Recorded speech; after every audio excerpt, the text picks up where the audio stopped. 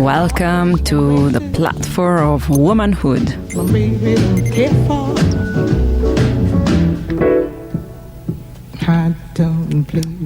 podcast or program where we dive into women's stories, women's health, women's creativity. When we speak about women. My baby don't care. Thanks for joining me today.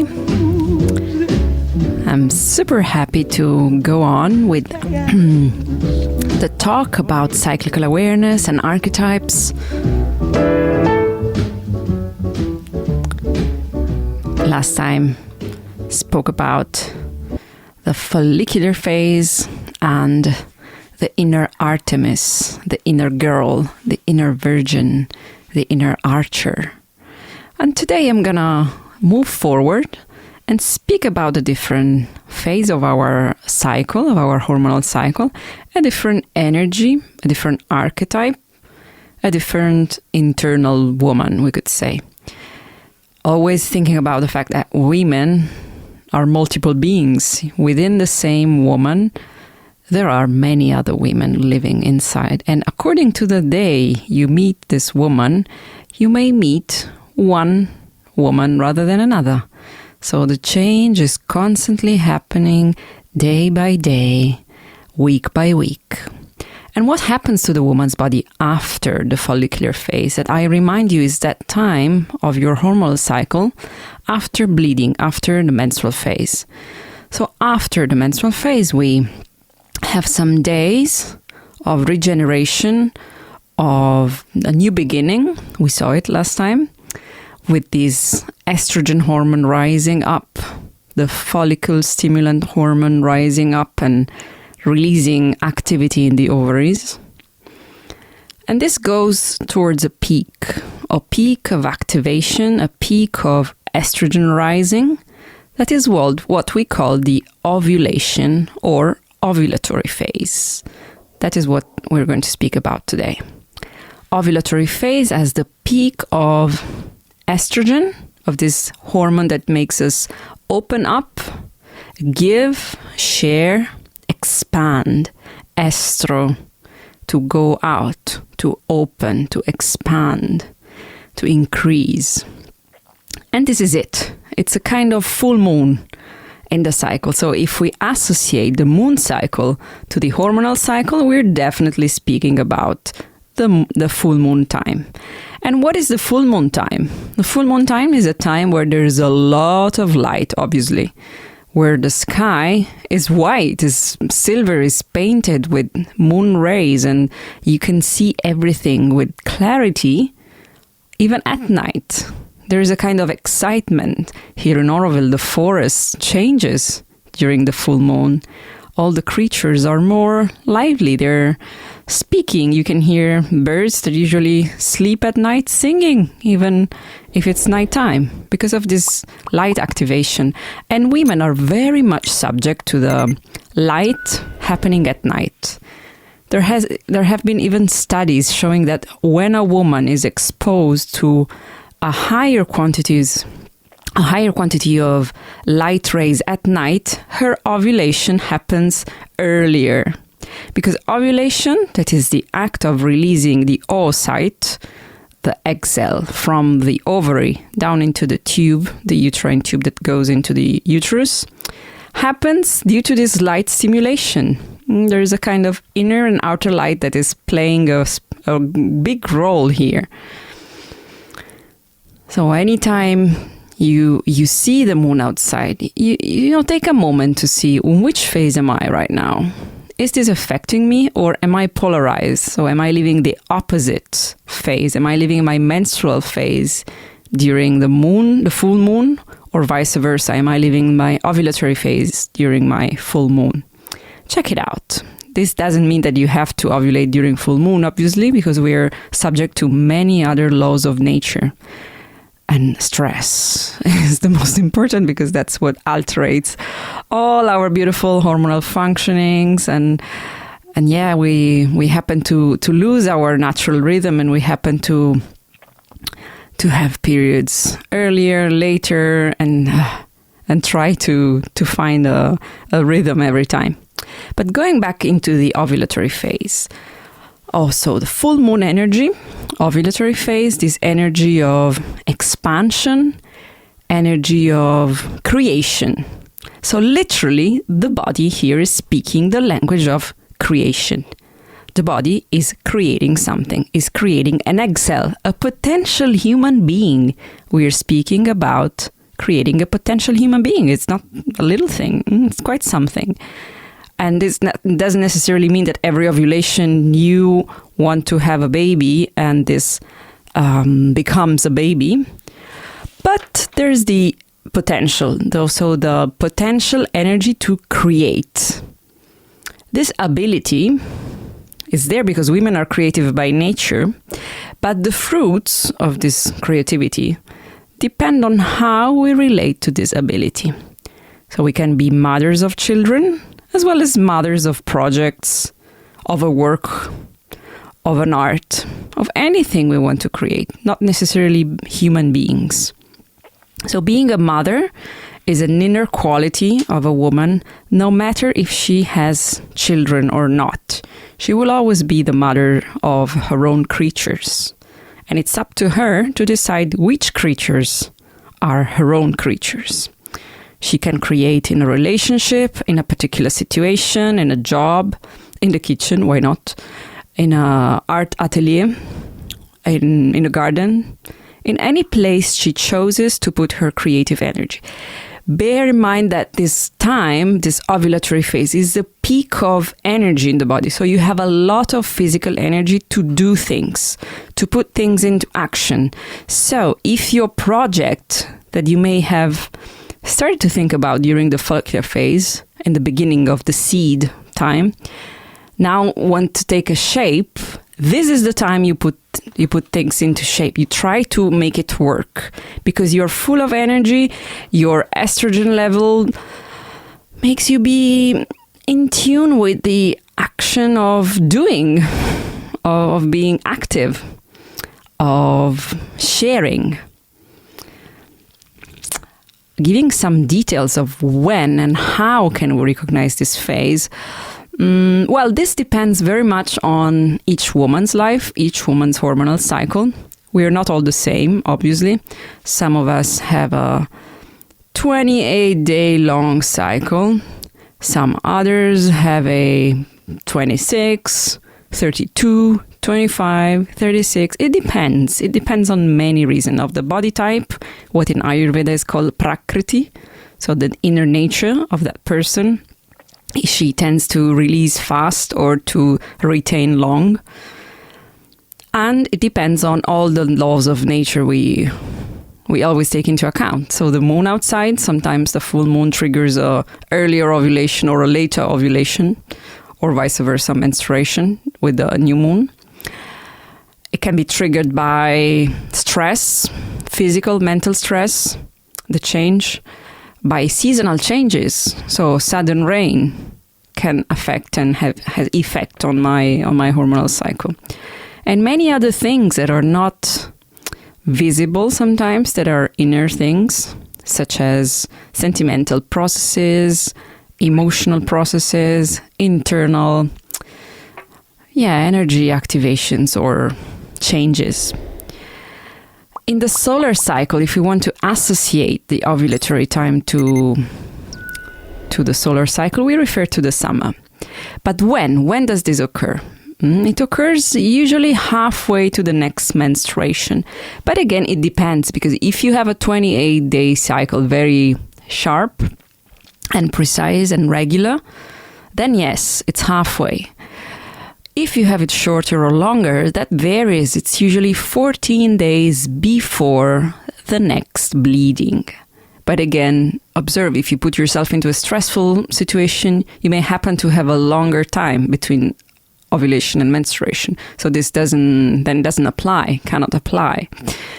But generally speaking, if you're not subject to stress or sudden changes or travels and you're quiet at home and doing your stuff, yes, it's usually 2 weeks before the next menstruation. So we could say that it occurs generally on an average between day number 12 and day number 16. But check it out because it can vary. I remind you that day number 1 is always the first day of blood, of menstruation. We have many signs that the body gives us to understand when we're ovulating. And they're not just referred to the kind of energy we embody. Sometimes women are disconnected from their energy and they can't even recognize what's their peak because of the urban lifestyle, the pressure we receive from society, and especially from the capitalistic Western society where we are asked to be on the top level of energy every day, no matter which phase we're living right now. So a very masculine and linear way of working. So this can be triggered by misunderstandings. We become disconnected from our powers. But there's also physical signs. So physical signs are happening in the body, in the vaginal canal, in the vulva, in the breasts, in the skin, in our hair. So if you start observing yourself daily, you will see that during the ovulatory phase, you're quite special. You're quite different from the rest of the month. It's that day where there is a luster, there's a higher energy all over the body. So you can see that from your skin, that's usually nicer, your hair. But going deeper, your vulva is releasing, your vagina actually is releasing a fluid that comes from the cervix. Cervix is that organ that connects the vaginal canal to the uterus. From the cervix, the cervical fluids are released. Cervical fluids or mucus is released. And this is an egg white transparent substance that facilitates the entrance for the sperm. So it's obviously related to conception for the spermatozoon to come in. So it usually lasts 24 hours and there's a gradual approach towards this. So it gradually builds up, starting from a thicker, whiter consistency, texture, going all the way into this transparent and more abundant. You're more wet, in other words. So you're wet and this is obvious, this is physically tangible, and you're more open. You're more open also to sex, to in relationships in general, no matter if they're sexual or not. Everything is open here. Your cervix, if you're in contact with your internal body, changes in position. It grows higher. It goes higher towards the uterus and gives more space into the vaginal canal. There's a lot of water. So water is another element that's often associated to this time of the cycle. If we want to speak about some keywords here, it's a time of life, of love, of nourishment, of, again, growth and open, where we give, where we are both receptive and giving. We are in a space of care here. We are so much open that we are ready to give to the people, to the family, to the children, to our partners, to our friends, to our parents, to everyone around us. So we want to nourish, to love, and to give advices, to protect. There is a high sensitivity in relationships here. We are very sensitive and very in a space of quite a deep self-confidence to give and share. So there is a social expansion here. It's not just physical. We are in harmony with what's around us, and we tend to go outside. So that will be a time where maybe it's harder to go inward to do meditative practices and easier to go out, because we radiate, we support, we give. And this wisdom of giving and radiating and sharing and loving is often referred to a beautiful goddess, an archetype, always sticking to the Greek culture. That's our inspiration here in this program, in this podcast. That is Demeter, the goddess Demeter, or Cerere in Latin, for those who like Latin. So Demeter comes from the Greek culture, and she is the goddess of crops and abundance. There's many local Indian goddesses that are often associated to Demeter. One of them is Lakshmi, obviously, because we're speaking about abundance and growth. But the meaning is not really the same, and I'll tell you why. Going back into Demeter, she's conceived and thought to be the great mother who provided for the population in the time of where the Greek culture was believing these gods and goddesses. She's the daughter of Rhea and Kronos, two other major divine beings in the Greek mythology. And she's been always represented in a sacred way by the Greeks. As I told you, she represents the mother, but in a broader role, because she's a generous being with a tendency to self-sacrifice herself, and also very careful and jealous for her daughter Persephone, whom you might have heard of.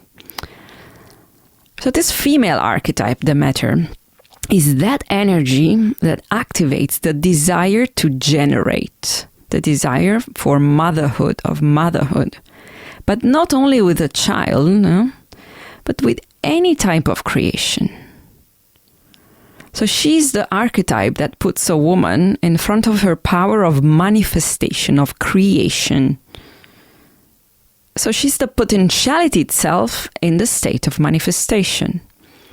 And again, abundance and the power of manifestation are innate powers in a woman, especially during ovulation, because in ovulation, abundance and power of manifestation are accentuated. We live this more and more.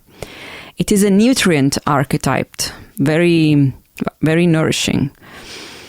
There is a pleasure and joy in taking care of others and of ourselves, in sharing food, in creating food, in cooking, in loving and being kind. So this kind of time is a time where you want to be surrounded by people, as Demeter wanted to be surrounded by people who needed her attention. She's, yes, an independent woman who creates and generates everything around her.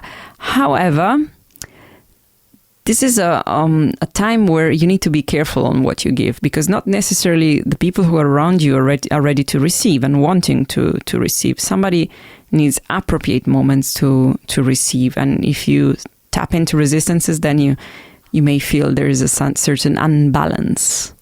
Check it out and see how your ability to receive and generate are properly received by the context around you, because the negative and unbalanced aspect of this archetype, the ovulatory Demeter aspect, is the fact that all this tendency to give and share and be surrounded by people who need you and helping and supporting can end up becoming possessive, jealous, manipulative.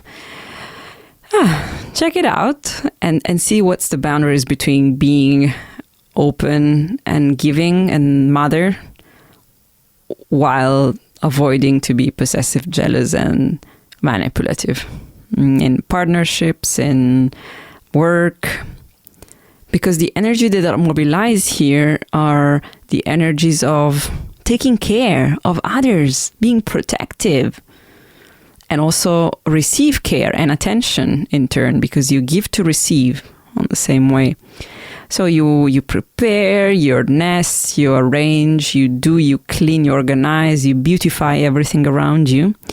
And that could be a good time to, for example, go for a medical check that you wanted to do since a long time and you didn't have time for, to go to the doctor, or to do beauty stuff. So to dedicate some time to embellish yourself, to decorate the house, decorate the workplace. Whatever art suits you in that moment. You have time and space for expressing yourself. You are generous and ready to deliver. Yes, this is our beautiful Demeter, our beautiful Cerere, the mother, the guardian, the creative, and the empress. So someone who knows where to go, someone who's more mature than the previous follicular archetype we saw together. And looking forward to step into a beautiful other archetype next week. Thank you for listening.